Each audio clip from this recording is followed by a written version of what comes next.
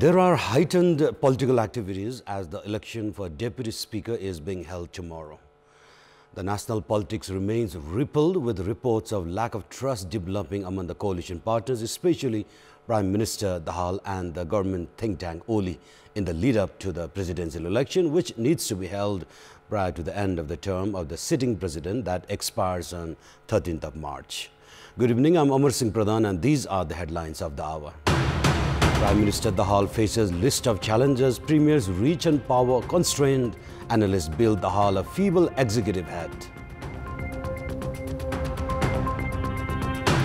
Apex Court sees 5 vacant posts of justices, recruitment stalled against the norms of Judicial Council Act. Over 29,000 service seekers await justice.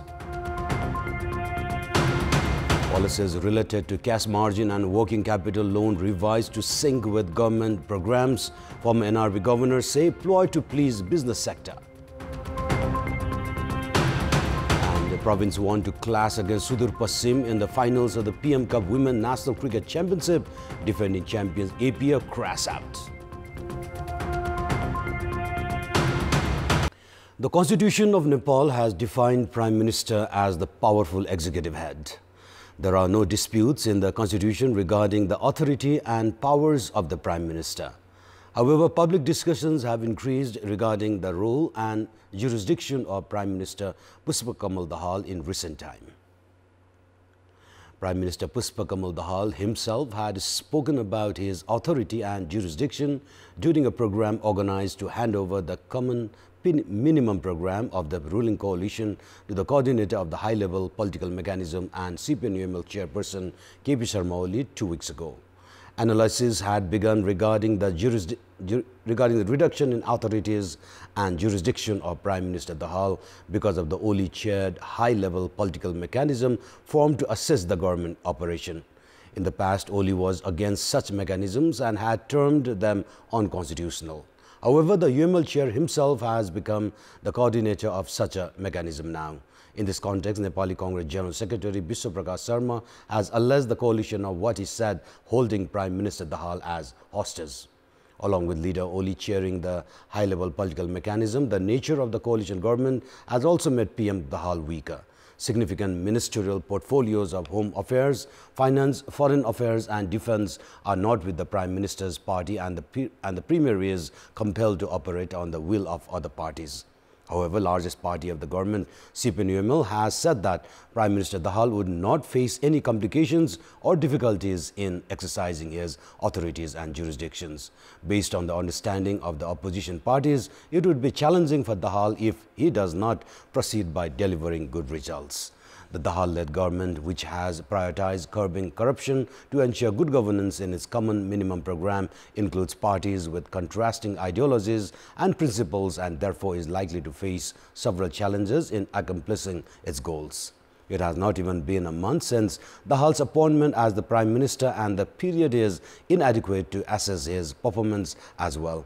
However, the delay in expansion of the Council of Ministers, polarization between Dahal and Oli regarding Nepali Congress and appointment of ministers with conflict of interest among other issues. I beg your pardon.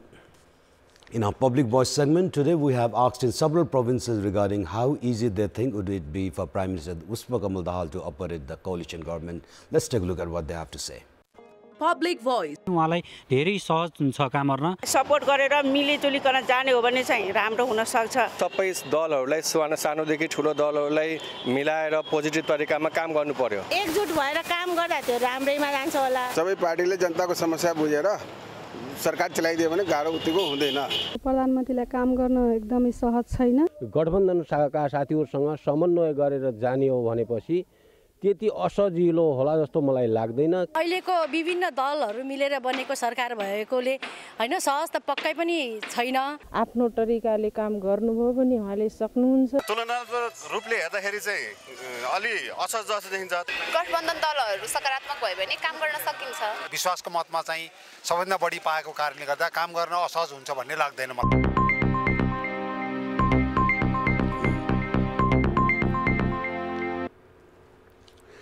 5 spots for justices are currently vacant at the Supreme Court. The Judicial Council had recommended the previous House of Representatives for appointment of 3 justices. However, the appointments were not made as parliamentary hearings were not held before elections. With 2 more justices retired, positions of 5 justices are currently vacant at the Apex Court. Despite new public representatives at the House of Representatives, complications in formation of parliamentary committees has delayed the appointment procedures of justices. In such a scenario, the number of cases at the court has exceeded 29,000. There are 21 positions of justices at the Supreme Court. However, only 16 justices are operational at the moment. The Supreme Court, which has not been able to operate at full capacity, faces the challenge of concluding over 239,000 cases. After the mandatory retirement of Justice Meera Khadka on the 15th of May last year, Tej Bahadur Kesi, Deep Kumar Karki, Bam Kumar Shrestha and suspended Cholendra Samser Rana saw the exit. However, despite the departure, the vacant positions have not been filled. As provisioned by the Judicial Council Act, in cases of unavoidable circumstances, positions of justices must be filled 1 month before the expiry of the term of the sitting justices. However, such positions have remained vacant for the past 8 months.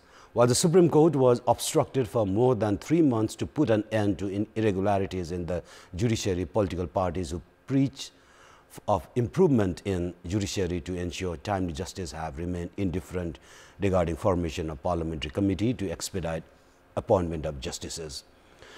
As the Supreme Court itself is plagued with administrative issues, public at large have been denied justice for a long period of time. Indira Rana Magar of Rashtriya Swatantra Party and Mukta Kumar Yadav of Nepali Congress have fielded their candidacies for the Deputy Speaker of the House of Representatives.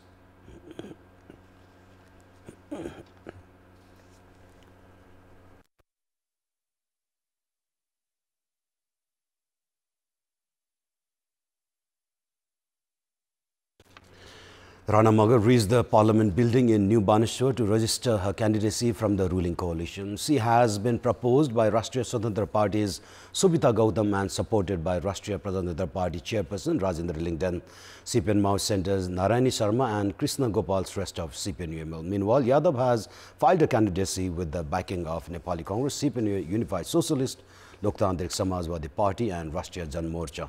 She was proposed by Badri Pandey of Nepali Congress and supported by Sarvendranath Shukla of Loktantrik Samajwadi Party and Metmani Chaudhary of CPN Unified Socialist.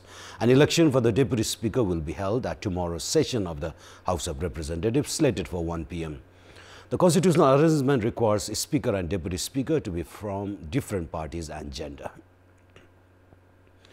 Speaker of the House of Representatives Devraj Kimire has been administered the oath of office and secrecy. President Bidyadevi Bhandari administered the oath of office and secrecy of Speaker of the House of Representatives Kimire, who assumed his office at Singhadarbar today itself. Kimire has said that his role would be to enhance the prestige of the Parliament and ensure efficient performance of the House of Representatives. Signing the decision for approval of parliamentary procedures and program for newly elected parliamentarians, Ghimire stressed on the need for ensuring sound performance of the lower house. Meanwhile, Ghimire has also announced of quitting his party in membership.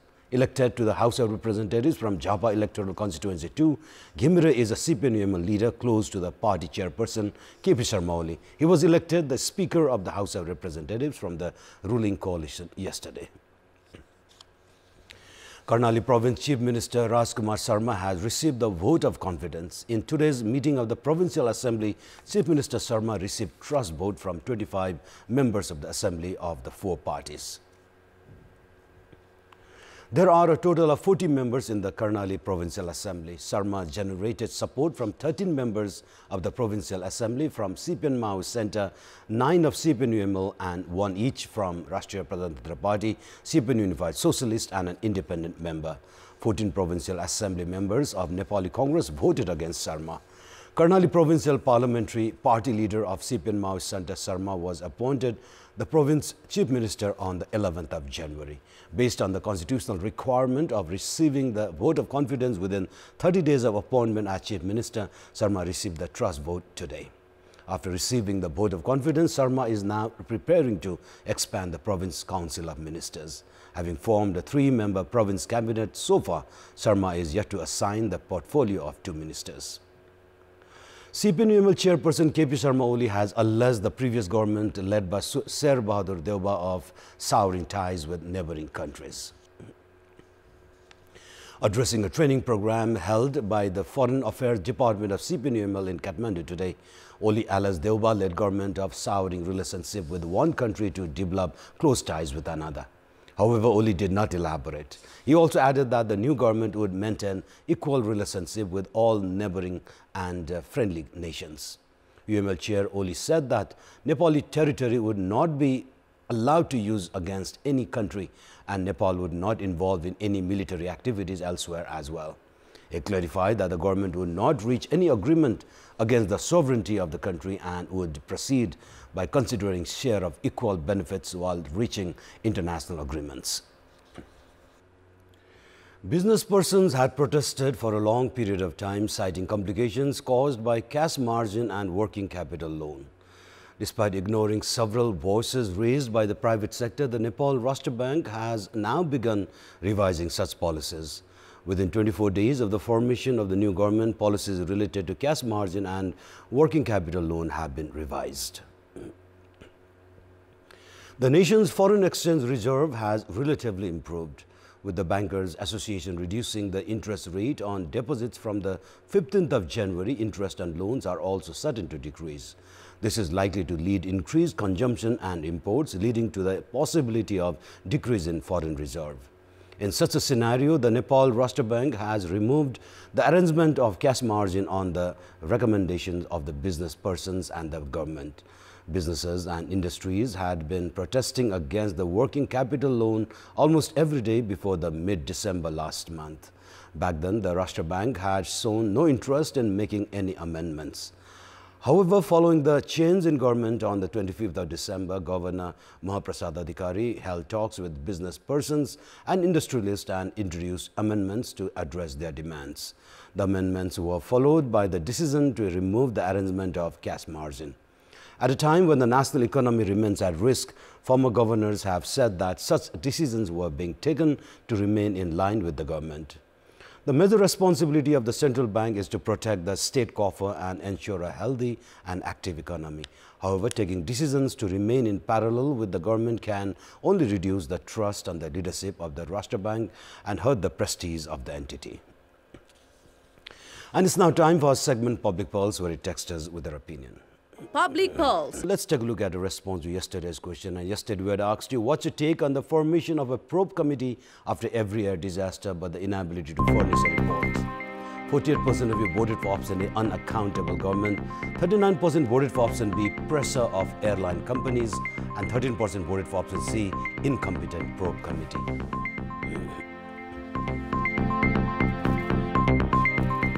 Here is our today's question, and the question is, why has the Farmers Commission remained dysfunctional even after 6 years of its formation? Your options are option A, political intervention, option B, no farmers in the leadership, and option C, irrelevant commission. The voting is on. Type in AWS, select your option A, B or C and send it to 34001 to share your opinion with us. And it's now time for sports update. Sports news. Defending champions Armed Police Force have crashed out from the semi-final stage of the Prime Minister Cup Women's National Cricket Championship. In today's match, Province 1 secured an 8-wicket win to secure their spot in the tournament finale. APF won the toss and elected to bat in the match played at the Janata Cricket Park in Itahari, Sunsari.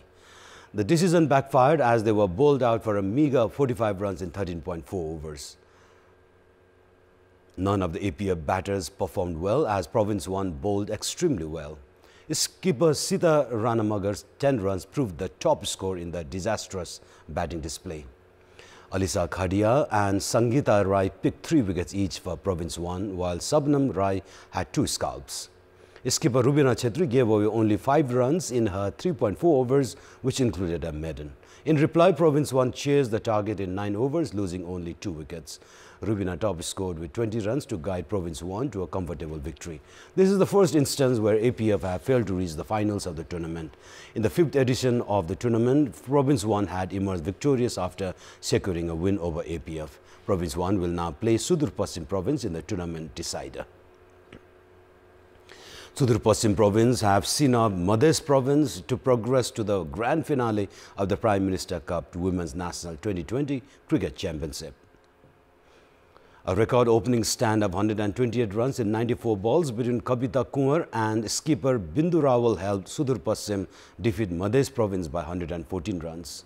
Chasing the target of 181 runs posted by Sudur Paschim in the match played at the Janta Cricket Park in Itahari, Madhya were restricted to a paltry 66 runs for the loss of 8 wickets in 20 overs. Manisha Chowdhury and Ritu Kanauzia picked 2 wickets each for Sudur Paschim, while Kavita Kunwar and Sneha Mahara shared a wicket apiece. Prior to this, Sudur Paschim had posted 180 runs for the loss of only 2 wickets. Kavita Kunwar and Bindu Rawal scored half centuries for Sudur Paschim. Kunwar scored a quick-fire 70 runs from 54 deliveries, her innings including 12 fours and a maximum, while skipper Rawal remained unbeaten on 60 runs from 52 balls. Kavita Joshi also made 32 runs from 15 balls. She smashed 2 sixes and hit fence 4 times. Bhumi Singh and Sana Praveen picked a wicket each for Madhya Province. Nepal's Puspa Bhandari has done the country proud, winning a gold medal with the national record at the Sheikh Mujib Dhaka Marathon held in Bangladesh. Puspa clocked 2 hours 48.02 seconds to complete the distance to better the previous national record, which was also held by Puspa herself. Prior to this, Puspa had won silver in the 13th South Asian Games in 2019 with a timing of 2 hours 50 minutes 11 seconds. In Bangladesh, Puspa was followed by Sujani Pereira of Sri Lanka 20 seconds behind. Bindra Dhake Shrestha, also of Nepal, won bronze with a timing of 2 hours 52 minutes 22 seconds. Speaking after winning the gold, Puspa said that she was not completely fit as she was carrying an injury but had hopes of finishing among the top 3. It is Puspa's second gold at Dhaka Marathon. Prior to this, Puspa had won gold in 2021 and had finished 3rd last year. In the men's category, Gopi Chandra Parki won bronze medal. And time for weather update.